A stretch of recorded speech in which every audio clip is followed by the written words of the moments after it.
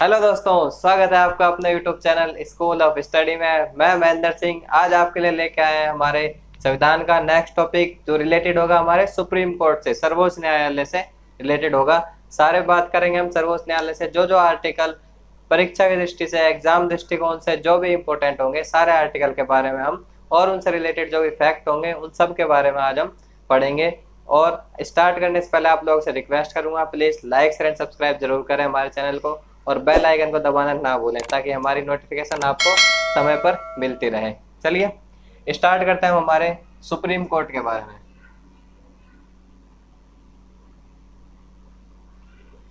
किसके बारे में? सुप्रीम कोर्ट, सर्वोच्च न्यायालय, इसके बारे में पढ़ेंगे। तो इसके स्टार्टिंग कब से हुई थी? सबसे पहले इसका इतिहास देख लेते हैं। क्या 1773, जो 1773 में हमारा क्या आया था, एक रेगुलेटिंग एक्ट आया था। कौन सा? एक रेगुलेटिंग एक्ट आया था 1773 में। 1773 में रेगुलेटिंग एक्ट आने के बाद 1774 में हमारा सबसे पहले हमारा सुप्रीम कोर्ट खुला था, जो कहाँ खुला था? कोलकाता में। 1774 में कोलकाता में हमारा पहला कोर्ट खुला था। इसकी बात करें, पहला कोर्ट खुला तो पहले कोर्ट में हमारे जो सीजेआई थे यानी मेन जज थे वो कौन थे? तो हमारे फर्स्ट जज जो इनको बोलते हैं उस टाइम पे कौन थे? Lord Impey. कौन थे? लॉर्ड इम्पे थे, जो हमारे कोलकाता के पहले सुप्रीम कोर्ट के अंदर जज बने थे। आगे बात करते हैं, फिर आगे कब बना? आगे 1935 में हमारा क्या आया था? 1935 में हमारा भारत शासन अधिनियम आया था। कौन सा अधिनियम आया था? भारत शासन अधिनियम आया था हमारा 1935 में। इस अधिनियम के तहत 1937 में फेडरल कोर्ट या संघीय न्यायालय बना था। कब? 1937 में। 1935 के कौन से भारत शासन अधिनियम के तहत यह कोर्ट हमारा बना था। और यही कोर्ट आगे जाके कब? 1950 में। कब? 28 जनवरी 1950 को सुप्रीम कोर्ट नाम दिया गया। सुप्रीम कोर्ट, भारत का सुप्रीम कोर्ट 1950 में बना, जो कहाँ पे लोकेट हुआ? दिल्ली में। ठीक है, जो कहाँ पे बना? दिल्ली के अंदर हमारा बना। ठीक, तो ये था हमारा। और इसके बारे में जो हमारे सुप्रीम कोर्ट का पहला जज कौन बना था उसके बारे में बात करें तो हमारे कौन थे? एच.जे. कानिया। एच मतलब हमारा है हीरालाल जे कानिया। ये था हमारा क्या, जो पहले जज थे जो सुप्रीम कोर्ट के अंदर बने थे। ये हमारे सुप्रीम कोर्ट का इतिहास हो गया। इसके बारे में हम बात करते हैं इनसे रिलेटेड जो हमारे आर्टिकल है उनके बारे में। तो इनसे रिलेटेड आर्टिकल कौन से? हमारे 124 से लेके 147, 124 से लेके 147 तक आर्टिकल है हमारे जो सुप्रीम कोर्ट से रिलेटेड है। इनके बारे में जो जो मेन आर्टिकल है उनके बारे में अब हम पढ़ते स्टार्ट करते हैं। ठीक है, ये इसका क्या होगा? इतिहास हो गया सुप्रीम कोर्ट का। आगे बात करते हैं हमारे आर्टिकल नंबर 124 की। तो आर्टिकल नंबर 124 में क्या लिखा है ये देख लेते हैं। आर्टिकल नंबर 124 के अंदर लिखा हुआ है क्या? हमारा एक क्या होगा? सुप्रीम कोर्ट सर्वोच्च न्यायालय होगा हमारा एक। ठीक है, यह हमारे संविधान के आर्टिकल नंबर 124 में लिखा हुआ है। और क्या लिखा है इसके साथ ही? सुप्रीम कोर्ट तो होगा, उसके साथ क्या होगा? सुप्रीम कोर्ट के अंदर 8 जजों की टीम होगी। 8 मतलब 7+1। 7+1 का क्या मतलब है? 7 तो जिसमें न्यायाधीश होंगे और एक क्या होगा? मुख्य न्यायाधीश, जिसको हम CJI ऑफ इंडिया बोलेंगे या चीफ जस्टिस ऑफ इंडिया बोलेंगे, जो एक होगा वो। ठीक है, यह कितना था हमारे? इसमें क्वेश्चन बनते हैं हमारे संविधान में कितने जजों का प्रावधान है? तो उसका सही जवाब होगा हमारे संविधान में 8 जजों का प्रावधान है। लेकिन करंट में कितने? करंट में हमारे हैं 33+1 यानी 34। करंट में हमारे 34 जजों की, 34 जजों की टीम सुप्रीम कोर्ट के अंदर बैठती है। ठीक है, यह क्या होगा हमारा करंट का। तो यह चेंज 8 से लेके 34 तक कैसे आया इसके बारे में देखते हैं। 1956 में पहली चीज तो ये हमें पता ही है, जो हमारे जज होते हैं उनकी संख्या घटाई बढ़ाई जा सकती है। किसके द्वारा? हमारी संसद के द्वारा बढ़ाई जा सकती है। तो पहली बार जो बढ़े थे वो कब बढ़े थे? 1956 के अंदर पहली बार जजों की संख्या 7+1 से बढ़ाकर कितनी कर दी गई, 10+1 10+1 कर दी गई थी। उसके बाद 1960 में इसको बढ़ा के 13+1 कर दी। 1977 में यह 17+1। 1986 में इसको क्या कर दिया गया, 25+1। उसके बाद फिर सीधा 2009 के अंदर आ जाते हैं तो यह 30+1 और 2019 के अंदर इसको 33+1 कर दिया गया। ये थे जो हमारे जजों की संख्या को बढ़ाया गया था। इन ईयर के अंदर यह धीरे धीरे बढ़ाई गई थी जजों की संख्या को। ठीक है, यह हो जाता है। लेकिन यह चीज ध्यान रहे, जो पूछा जाएगा क्या कि हमारे संविधान में जजों की संख्या कितनी है, तो 8 ही बोलेंगे। इस क्वेश्चन को कभी भी गलत ना करें, ध्यान रखें इस चीज को। संविधान की अगर बात करी जाए तो 7+1 8 बोला जाएगा, और करंट की अगर बात करी जाए तो 33+1 34 बोला जाएगा। ठीक है, यह हमारे जजों की संख्या है। आगे बात कर लेते हैं हम। 124 हो गया। 124 का 2, क्लॉज नंबर 2 124 का वह क्या कहता है, 124 का हमारा क्लॉज नंबर 2 ये कहता है जो हमारे न्यायाधीश होंगे, मुख्य न्यायाधीश होंगे, उनकी नियुक्ति कौन करेगा, हमारे जो नियुक्ति होगी किसके द्वारा होगी, राष्ट्रपति के। जो हमारे मुख्य न्यायाधीश होंगे उनकी नियुक्ति कौन करेगा, राष्ट्रपति नियुक्ति करेगा। और राष्ट्रपति हमारे मुख्य न्यायाधीश को तो नियुक्त कर देगा, जो बाकी जज है उनको कौन करेगा, उनको भी राष्ट्रपति ही करेगा। लेकिन कब करेगा, हमारे जो मुख्य न्यायाधीश है उनकी सलाह पर हमारे बाकी जजों की नियुक्ति करी जाएगी। ठीक है, करेगा कौन, करेगा वही राष्ट्रपति ही करेगा। ठीक है, यह चीज क्लियर होती है, नियुक्ति कौन करेगा। आगे इनकी योग्यता के बारे में देख लेते हैं। 124 का 3 नंबर नियुक्ति के अंदर अभी हम थोड़ा और पढ़ लेते हैं। क्या है, नियुक्ति करेगा राष्ट्रपति। इसके बारे में काफी विवाद हुए, जैसे 1950 से लेके 1993, 1950 से लेके 1993 तक जो जजों की नियुक्ति होती थी राष्ट्रपति के द्वारा तो होती थी, लेकिन मंत्री परिषद की सलाह पर होती थी। कैसे होती थी, मंत्री परिषद की सलाह पर होती थी 1993 तक। ठीक, अब ये चीज रही, और 1993 से लेके अब तक अब कैसे होती है, कॉलेजियम प्रणाली। अब कैसे होती है, कॉलेजियम प्रणाली के थ्रू ये होती है। कब से, 1993 से अब तक जो जजों की नियुक्ति हो रही है वह कॉलेजियम प्रणाली के थ्रू हो रही है।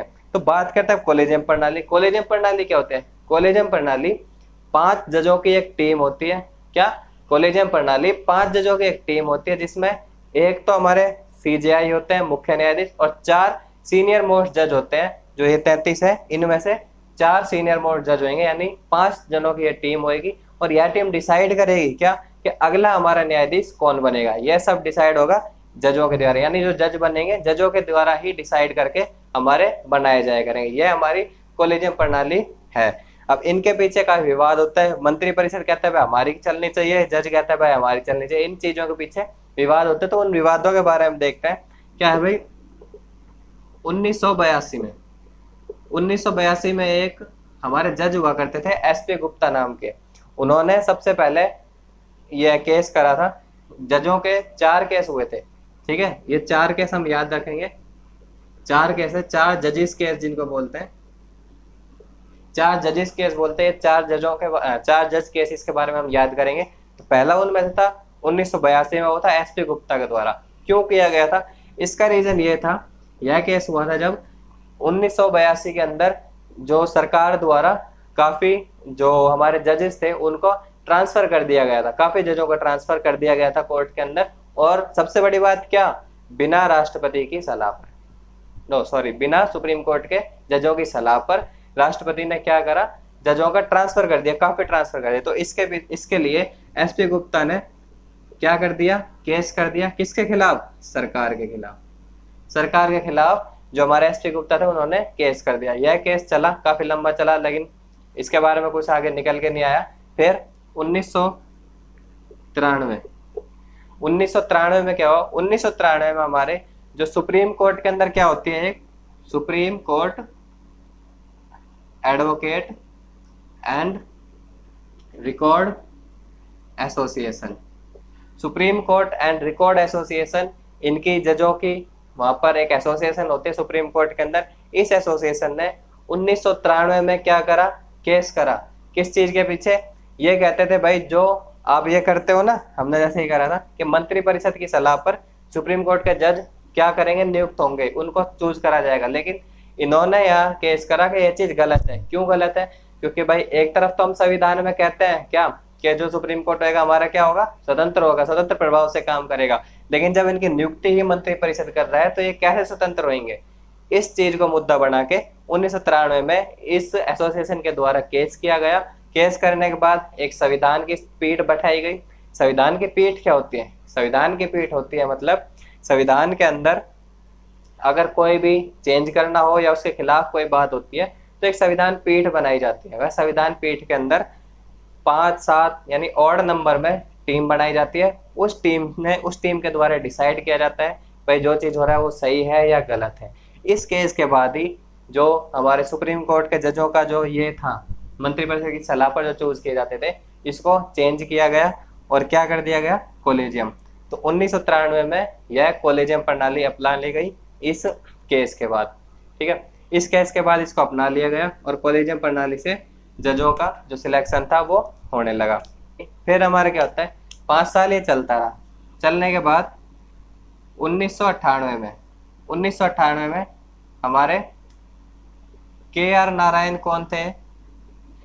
1998 में KR नारायण हमारे राष्ट्रपति थे। उन राष्ट्रपति ने अपनी जो 143 की शक्ति थी, आर्टिकल नंबर 143 की जो शक्ति थी, क्या, सलाह मांगने वाली, उन्होंने इस सलाह को मांगा कहाँ से, सुप्रीम कोर्ट से।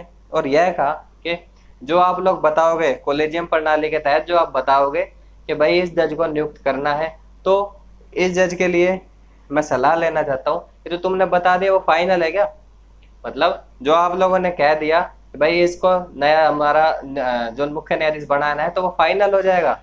तो यहाँ पर जो सुप्रीम कोर्ट का रिप्लाई आया वह यह आया कि नहीं, अगर आपको लगता है कि ये सही नहीं है तो आप एक बार इसको हमें पुनर्विचार के लिए वापस कर सकते हैं। ठीक है, कोलेजियम प्रणाली में भी यह बनाया था सुप्रीम कोर्ट ने कि एक बार राष्ट्रपति इसे वापस कर सकते हैं पुनर्विचार के लिए, लेकिन अगर दूसरी बार वही चीज वापस चली जाती है तो क्या होगा, राष्ट्रपति को हस्ताक्षर करने पड़ेंगे और अपॉइंट करना पड़ेगा। तो यह इनके लिए फिर मजबूरी हो जाती है। जैसे हम जब बिल पास करा था, बिलों के अंदर था, उसी हिसाब से यहाँ पर भी कि अगर दूसरी बार वही चीज आती है तो आपको उसके ऊपर साइन करना ही होगा। यह हो गया।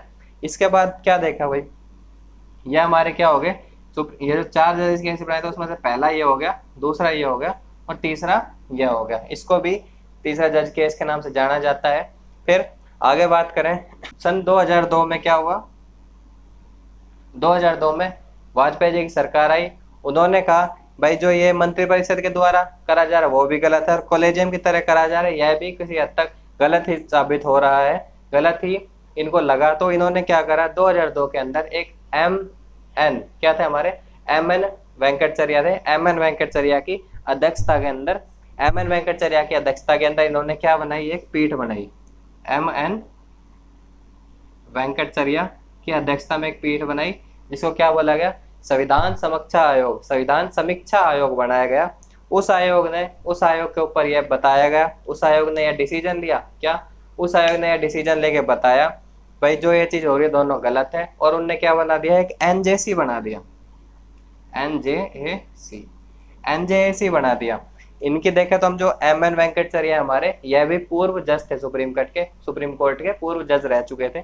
इनके अध्यक्षता में जो बनाया गया NJAC बनाया गया। ये क्या हो गया, national judicial appointment commission, national judicial appointment commission यह बनाया गया।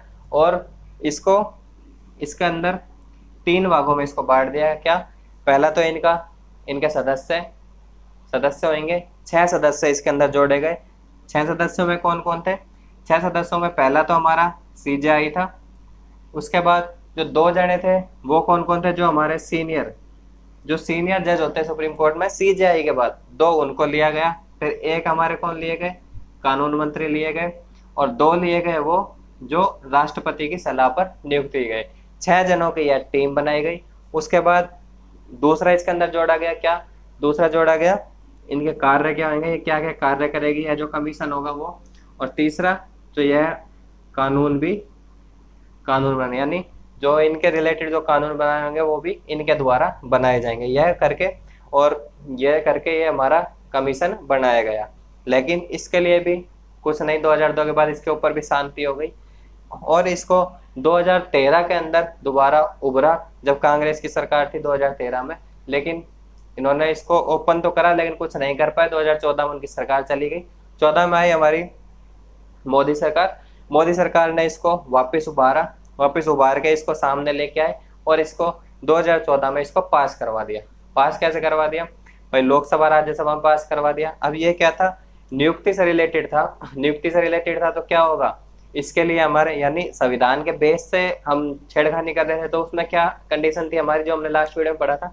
अगर हम संविधान के ढांचे से हम छेड़खानी करते हैं तो क्या होगा? राज्यसभा लोकसभा दोनों की नियुक्ति के बाद विधानसभा दोनों की अनुमति के बाद विधानसभा की अनुमति, विधानसभा में यानी जो हमारे राज्य हैं उनका 50%, जितने राज्य हैं उनके लगभग 50% से ज्यादा क्या होना चाहिए इसका सपोर्ट में। जब ये चेंज करा जाएगा तो उसको भी मोदी सरकार ने करवा के 99वां संविधान संशोधन 99 संविधान संशोधन करके इसको पास करवा दिया गया। पास करवा के इसको बना दिया गया, हमारा एनजेएसी कमीशन बनाया गया। लेकिन क्या हुआ क्या बाद में हमारे एक कौन हुआ करते थे, हमारे एक सुप्रीम कोर्ट के ही जज थे जिनका नाम था कहर, JS कहर थे हमारे एक, क्या थे? JS कहर ने तो भाई कहर डाल दिया। क्या करा इन्होंने 2015 के अंदर 99 संशोधन को ही खत्म कर दिया। 2015 में 99 संशोधन खत्म कर दिया और वापस कहाँ पर आ गए? दोबारा जो हमारी कॉलेजियम प्रणाली थी इसी के ऊपर ये वापस पहुंच गए। कैंसिल कैसे करा? कैंसिल करने का रीजन ये था कि भाई 2 तो इसके अंदर 3 तो ये जज थे और 3 ये थे। तो इनमें क्या था भाई, 3 तो ये कुछ भी कर सकते और 3 ये एक साथ ही रहेंगे क्योंकि ये एक सरकार के।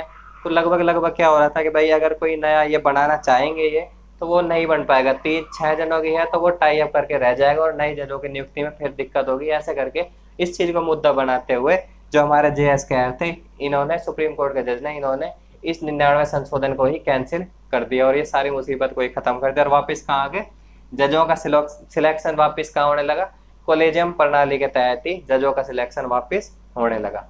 ठीक है, यह था हमारे जजों से रिलेटेड जो भी अभी तक का बदलाव हुआ है। ठीक है, आर्टिकल नंबर 124 के दूसरे क्लोज का।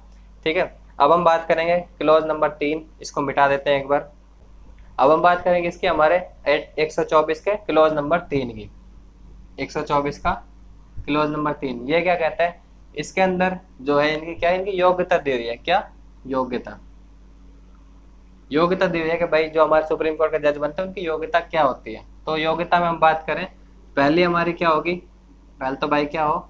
भारत का नागरिक हो, कॉमन सी चीजें सबके अंदर होती है। दूसरा क्या होगा? किसी भी हाई कोर्ट में 5 साल तक जज रहा हो। हाई कोर्ट में 5 साल तक क्या रहा हो? जज रहा हो। तीसरी क्वालिफिकेशन क्या होगी? अगर 5 साल तक जज भी नहीं रहा तो 10 साल तक एडवोकेट रहा हो। किसी हाई कोर्ट के अंदर 10 साल तक क्या रहा हो? एडवोकेट रहा हो। अगर ये भी कंडीशन पूरी नहीं होती है तो चौथी कंडीशन इनके अंदर क्या आती है कि भाई वो व्यक्ति राष्ट्रपति जो हमारे हैं, राष्ट्रपति की निगाह के अंदर अच्छा ज्ञाता हो। ज्ञाता किसका हो?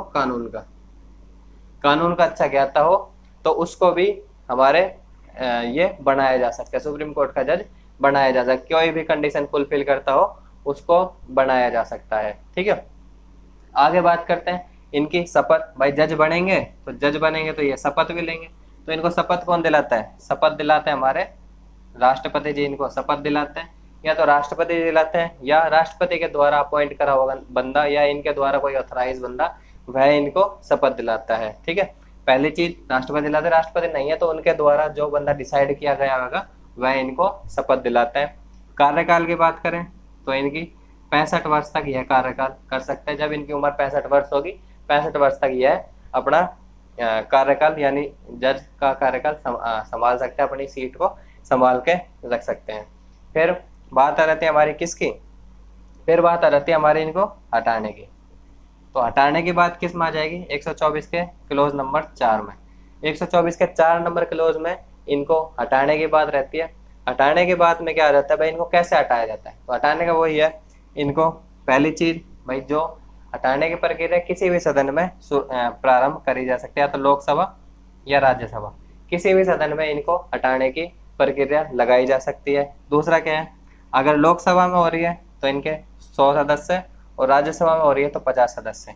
प्रस्ताव के लिए 100 या 50 सदस्यों का होना जरूरी है। उसके बाद जब यह प्रस्ताव इनका एक्सेप्ट कर लिया जाएगा, जब जो हमारे स्पीकर हैं या हमारे जो सभापति हैं जब इसको एक्सेप्ट कर लेते हैं, एक्सेप्ट कब करेंगे, जो प्रस्तावक 100 प्रस्तावक हो या 50 प्रस्तावक हो, लोकसभा और राज्यसभा, इसको एक्सेप्ट करने के बाद इनकी क्या होगी, फिर इनकी सदन में चर्चा होगी। तो सदन में चर्चा होने से 14 दिन पहले, कब, सदन में चर्चा होने से 14 दिन पहले जो जिनके ऊपर यह करा जाएगा उन क्या बोलते हैं हमारे न्यायाधीश को, उन न्यायाधीश को 14 दिन पहले इन्फॉर्म किया जाएगा कि भाई आपको हटाने की प्रक्रिया है और आप सदन में इस दिन चर्चा होगी, तो वह अवेलेबल होंगे या अपना कोई एडवोकेट यहाँ पर भेज सकते हैं। ठीक है। दूसरी चीज क्या है इनके अंदर, जैसे हमारे राष्ट्रपति के केस में क्या थी, राष्ट्रपति के केस में थी अगर इनके ऊपर हटाने की प्रक्रिया चलते तो इनकी शक्ति छीन ली जाती है, काम नहीं करती है, वोटिंग नहीं कर सकते, जो हमारे इसमें था, हमने देखा लोकसभा के अध्यक्ष के अंदर यह चीज पड़ी थी ना, वही चीज है यहाँ पर। क्या होगा, अगर इनके ऊपर हटाने की प्रक्रिया चल रही है तो भी ये अपने सीट पर बैठ के अपना काम करेंगे, इनकी शक्तियां छीनी नहीं जाएगी। जब ये हटा दिए जाएंगे, जब इनके ऊपर केस फुलफिल हो जाएगा, हटाने की प्रक्रिया हटाना होगा, इनको रिजाइन देना होगा, जब ये फाइनल हो जाए भाई ये रिजाइन दे रहे हैं, खत्म हो रहा है इनका काम, जब जाके इनकी शक्तियां छीनी जाती है, पहले इनकी शक्तियां नहीं छीनी जाती। ठीक है। तो यह था इनका हटाने की प्रक्रिया। आगे बात कर लेते हैं, हमारा 124 आर्टिकल हो गया। आगे बात करते हैं हमारे 125 नंबर आर्टिकल। 125 नंबर आर्टिकल क्या कहता है, वह बताता है इनके वेतन के बारे में और भत्ते के बारे में, कौन कितना इनको वेतन मिलता है और क्या इनको भत्ते मिलते हैं, वह आर्टिकल नंबर 125 में लिखे हुए हैं। दूसरा क्या है, इनकी वेतन जो आता है कहाँ से आता है, संचित निधि से। इनकी जो वेतन आती है वह संचित निधि से वेतन आती है। दूसरी एक चीज और कि भाई वेतन को कम नहीं किया जा सकता। संसद में है ना प्रावधान के इनकी वेतन को डिसाइड संसद वाले करते हैं, संसद के मेंबर इनकी, संसद इनकी वेतन को डिसाइड करती है, लेकिन कार्यकाल के टाइम पे जब यह अपना काम कर रहे हैं सेवानिवृत्ति से पहले इनकी वेतन को कम नहीं किया जा सकता। ठीक है। वेतन कम करने से क्या होगा, वेतन कम करने इनको इफेक्ट पड़ेगा और कुछ भी गलत हो सकता है। तो यह संविधान में लिखा हुआ है कि इनके वेतन को कम नहीं किया जा सकता।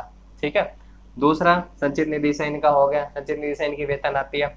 और क्या है वेतन में, वेतन में अब इनकी बात देखें तो जो हमारे मुख्य न्यायाधीश है उनका वेतन 2,80,000 डिसाइड है, ये मिनिमम है। और जो बाकी न्यायाधीश है लेफ्ट न्यायाधीश उनका 2,50,000। ठीक है। 2,80,000 और 2,50,000 इनकी वेतन डिसाइडेड है। ठीक है, जो संसद के द्वारा डिसाइड करी जाती है। आगे रहता है हमारा आर्टिकल नंबर 126। 126 आर्टिकल क्या कहता है, 126 आर्टिकल कहता है कार्यकारी मुख्य न्यायाधीश। मतलब क्या है इसका, अगर जरूरत पड़े तो हमारे जो राष्ट्रपति हैं, जो हमारे मुख्य न्यायाधीश है वह अवेलेबल नहीं है, उनकी अनुपस्थिति में जरूरत पड़ने पर जो हमारे राष्ट्रपति है वह क्या है, कार्यकारी न्यायाधीश बना सकते हैं, कार्यकारी मुख्य न्यायाधीश बना सकते हैं। यानी जब तक हमारे मुख्य न्यायाधीश नहीं आएंगे उस टाइम तक उनकी सीट संभालने के लिए कार्यकारी मुख्य न्यायाधीश बनाए जा सकते हैं। किस पर, राष्ट्रपति के द्वारा यह बनाए जा सकते हैं। किनको बनाते हैं, ये सीनियर जजों को ही बनाता है, जो वहां पर सुप्रीम कोर्ट में सीनियर होता है उनको बना देते हैं। ठीक है, यह किस में लिखा हुआ, हमारा आर्टिकल नंबर 126 में लिखा हुआ है। दूसरी बात करें आर्टिकल नंबर 127 और आर्टिकल नंबर 128, लगभग दोनों ये आर्टिकल सेम है। दोनों में क्या है, हम तदर्थ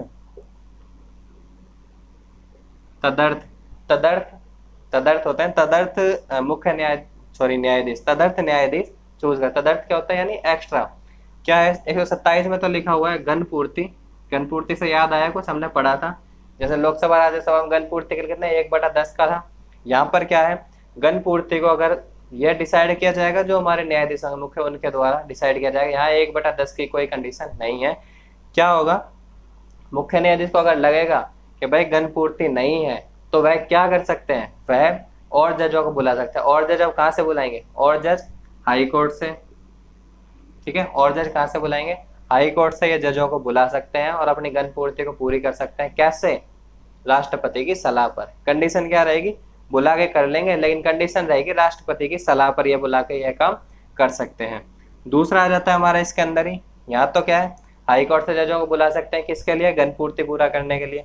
और दूसरा यहाँ क्या है, यहाँ पर है अगर जरूरत पड़ती है तो क्या करेंगे, अगर जरूरत पड़ती है तो यहाँ पर जो सेवानिवृत्त हमारे जजेस थे, यानी जो जज रिटायर हो चुके हैं, उनको भी जरूरत पड़ने पर बुलाया जा सकता है। वह भी किस पे? राष्ट्रपति की सलाह लेने के बाद ही उनको ये बुलाया जाएगा। और इनकी जो सैलरी वगैरह होगी वह डिसाइड कौन करेगा? वह डिसाइड करेंगे राष्ट्रपति ही, इनकी सैलरी को डिसाइड करेंगे अगर यह बुलाए जाते हैं तो। यह हमारा क्या था, 128 नंबर आर्टिकल के अंदर लिखा हुआ है। आगे आता है आर्टिकल नंबर 129। आर्टिकल नंबर 129 में हमारा लिखा हुआ है क्या चीज, कि जो हमारा न्यायालय होगा वो क्या होएगा? शिलालेख। जो हमारे न्यायालय क्या है? शिलालेख। अब शिलालेख का मतलब समझ रहे होगे, यानी लिखा हुआ होगा। ठीक है, मोटा मोटा अगर हम समझे तो शिलालेख का जो भी हमारे डिसीजन होंगे, जो भी कुछ होगा वह क्या हो, लिखा जाएगा। ठीक है, किस सजा के लिए, किस मुजरिम को कितनी सजा मिली है, किस जुर्म के पीछे मिली है, क्या सजा मिली है, वो सब चीज लिखी जाएगी। और सिर्फ लिखी ही नहीं जाएगी, इसका क्या होगा, जो सजा जिस बंदे को मिली, अगर वही सेम जुर्म किसी हाई कोर्ट में पहुंचता है तो उसके लिए भी वही सजा दी जाएगी जो हमारे सुप्रीम कोर्ट में दी गई है। यह भी इसका मतलब है, वही सजा, मतलब जो भी जुर्म होएगा कहीं पर भी पूरे देश में, अगर सेम जुर्म है तो सेम जुर्म के लिए सेम सजा दी जाएगी। यह किसमें? हमारे 129 में लिखा हुआ है। और लिखने का क्या है? शिलालेख न्यायालय। ठीक है, इस चीज को याद रखें, जो पूछा जाता है क्वेश्चन ऐसे ही पूछा जाता है। जो हमारे न्यायालय कैसे? शिलालेख न्यायालय है हमारे। ठीक है, आगे आ जाता है हमारा 130 नंबर आर्टिकल। 130 नंबर आर्टिकल कहता है भाई जो हमारा सुप्रीम कोर्ट है कहाँ पर है? दिल्ली में। जो हमारा सुप्रीम कोर्ट कहाँ पर है? दिल्ली में है। अगर जरूरत पड़ती है तो हमारे जो सीजेआई है, जो हमारे मुख्य न्यायाधीश है, वह इसको स्थानांतरित कर सकते हैं, यानी यहाँ से जगह इसकी बदल सकते हैं। कैसे बदल सकते हैं? वही चीज, राष्ट्रपति की सलाह पर यह इसको बदल सकते हैं, स्थानांतरित कर सकते हैं। यह हमारा किस में लिखा हुआ है? आर्टिकल नंबर 130 के अंदर यह लिखा हुआ है। अगला आता है आर्टिकल नंबर 143। आर्टिकल नंबर 143 यह क्या कहता है? आर्टिकल नंबर 143 कहता है राष्ट्रपति हमारे क्या कर सकते हैं? सुप्रीम कोर्ट से सलाह ले सकते हैं, माने या ना माने, वो सलाह दे या ना दे ये उनकी मर्जी है, लेकिन इसके तहत वह सलाह ले सकते हैं, यह उनके पास अधिकार है आर्टिकल नंबर 143 के तहत। ठीक है, तो दोस्तों यह था हमारा सुप्रीम कोर्ट से रिलेटेड आर्टिकल और इनसे रिलेटेड फैक्ट जो भी हमारे आज तक एग्जाम में पूछे गए हैं। और अगर आपको लगता है कुछ आपको कुछ रह रहा हो इसमें पूछने के लिए तो आप कमेंट सेक्शन में पूछ सकते हैं, या कोई भी आपका डाउट हो तो पूछ सकते हैं। हम आपकी सेवा में हाजिर हैं। ठीक है, थैंक यू।